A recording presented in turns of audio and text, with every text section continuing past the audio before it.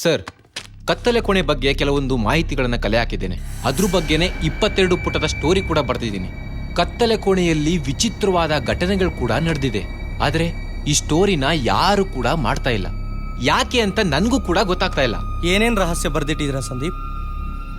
ನೀವೇನೇ ಮಾಡಿದ್ರು ಅದೊಂಥರ ಡಿಫ್ರೆಂಟ್ ಆಗೇ ಇರುತ್ತೆ. ಅದೇನ್ ಬಿಡಿ ಸರ್, ಕೊಟ್ಟಿರೋ ಕೆಲಸನ ಪ್ರೀತಿಯಿಂದ ಮಾಡೋದಷ್ಟೇ ನನಗೆ ಗೊತ್ತು. ಆ ಕತ್ತಲೆ ಕೋಣೆಯಲ್ಲಿರುವ ಸೈಕೋ ಹುಡುಗನ ಜೀವನ ಕಥನಗಳನ್ನ ನನ್ನ ಪತ್ತೇದಾರಿ ಪುಸ್ತಕದಲ್ಲಿ ಬರೀತಿದ್ದೀನಿ ಸರ್. Really great Sandeep. ನಿಮ್ಮ ಈ ಸಾಹಸ ತುಂಬಾ ಒಳ್ಳೆಯದೆ.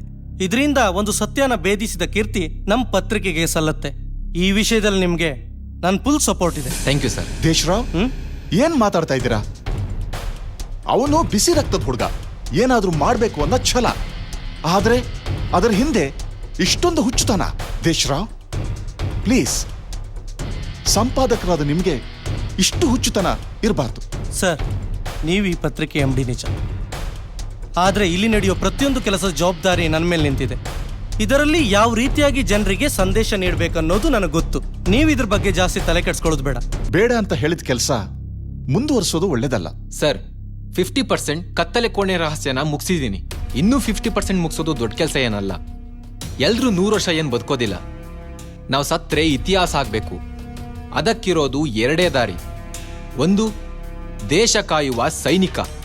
ಇನ್ನೊಂದು, ಜನಸಾಮಾನ್ಯರ ಸಮಸ್ಯೆಗಳಿಗೆ ರಾಮಬಾಣದಂತೆ ಅನ್ಯಾಯವನ್ನ ಮೆಟ್ಟಿ ನಿಲ್ಲುವ ನಮ್ಮ ಮಾಧ್ಯಮ. ಬಿಸಿ ರಕ್ತ ಹೀಗೆಲ್ಲ ಆಡ್ಸುತ್ತೆ. ನಿಧಾನವಾಗಿ ಯೋಚನೆ ಮಾಡು. ಎಲ್ಲರ ತರ ನಾವು ಮಾಡೋದು ಬೇಡ. ಕೇವಲ ರಾಜಕಾರಣಿಗಳ ಹಗರಣ ಮಾತ್ರ ಬಯಲಿಗೆಳೆದ್ರೆ ಸಾಲದು. ಜನರಿಗೆ ಹೊಸತನ ಕೊಡಬೇಕು. ದೇಶರಾವ್, ಇನ್ಮೇಲೆ ನಿಮಗ್ ಬಿಟ್ಟಿದ್ದು. ನಾನು ಹೇಳೋದನ್ನೆಲ್ಲ ಹೇಳಿದ್ದೇನೆ. ಯಾಕೆ ಅಂದ್ರೆ ನಿಮ್ಮ ಸುರಕ್ಷತೆ ನನಗೆ ಮುಖ್ಯ. ಸರ್, ನಿಮ್ಗೇನಾದ್ರೂ ನಾನ್ ಸತ್ರೆ ಪ್ರಾಬ್ಲಮ್ ಆಗೋದಾದ್ರೆ ಬಾಂಡ್ ಪೇಪರ್ ಮೇಲೆ ಸೈನ್ ಮಾಡ್ತೀನಿ.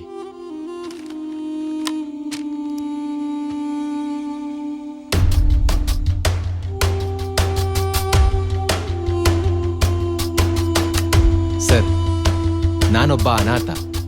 ನನಗೆ ಈ ಪತ್ರಿಕೆನೇ ಎಲ್ಲ. Okay Sandeep, don't worry. ನಿಮ್ಗೇನೂ ಆಗೋದಿಲ್ಲ. ನಿಮ್ಮ ಜೊತೆ ನಾವಿದ್ದೀವಿ. ಹೋಗಿ ಬನ್ನಿ.